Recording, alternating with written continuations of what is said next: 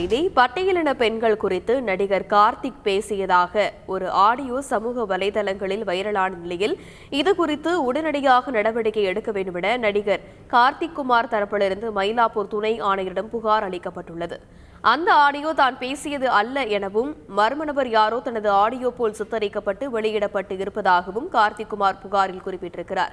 இது பற்றிய மேலும் விவரங்களை செய்தியாளர் சாலமன் விவரிக்க கேட்கலாம். வணக்கம் சாலமன்.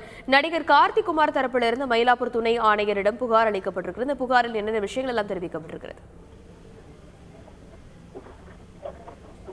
பட்டியலின சமூக மக்களை பற்றி அவதூறாக பேசியதாக ஒரு ஆடியோவானது சமூக வலைதளங்கள்ல வைரலான நிலையில, குறிப்பாக இந்த ஆடியோவை நடிகர் கார்த்திக் பேசியிருப்பதாக சமூக வலைதளங்கள்ல பெரும் பரபரப்பை ஏற்படுத்தியது.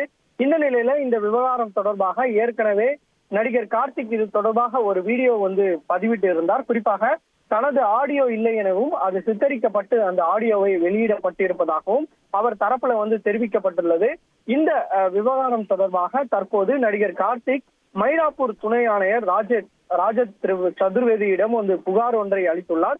குறிப்பாக அந்த ஆடியோவில் பேசியது தான் இல்லை எனவும் மர்ம நபர் யாரோ தனது ஆடியோவை போன்று சித்தரிக்கப்பட்டு அந்த ஆடியோ வெளியிடப்பட்டு இருப்பதாகவும் உடனடியாக அந்த மர்ம நபர் மீது நடவடிக்கை எடுக்க வேண்டும் எனவும் நடிகர் கார்த்திக் குமார் அந்த புகார்ல குறிப்பிட்டுள்ளார். குறிப்பாக அந்த ஆடியோல குழந்தைகளுடைய சத்தம் கேட்பதாகவும் தனக்கு குழந்தை இல்லை எனவும் அந்த புகார்ல குறிப்பிட்டுள்ளார். தான் பெண்கள் குறித்து பேசக்கூடிய ஆள் இல்லை எனவும் தனது குரல் பற்றி அனைவருக்குமே நன்றாக தெரியும் எனவும் அந்த புகார்ல குறிப்பிட்டுள்ளார். இந்த ஆடியோ மூலமாக தனக்கு தொடர்ச்சியாக கால்கள் மிரட்டும் துணியில கால்கள் வருவதாகவும் உடனடியாக அதனை தடுத்து நிறுத்த வேண்டும் எனவும் போலீசாரிடம் புகாரில் குறிப்பிட்டுள்ளார்.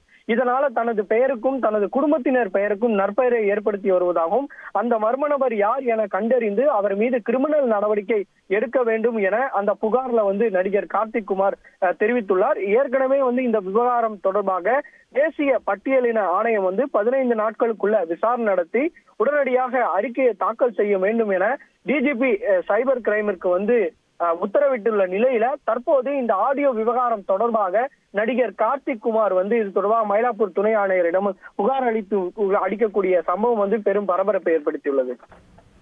விரிவான விவரங்களுக்கு நன்றி சாலமன். செய்திகளை உடனுக்குடன் தெரிந்து கொள்ள உடனே சப்ஸ்கிரைப் பண்ணுங்க.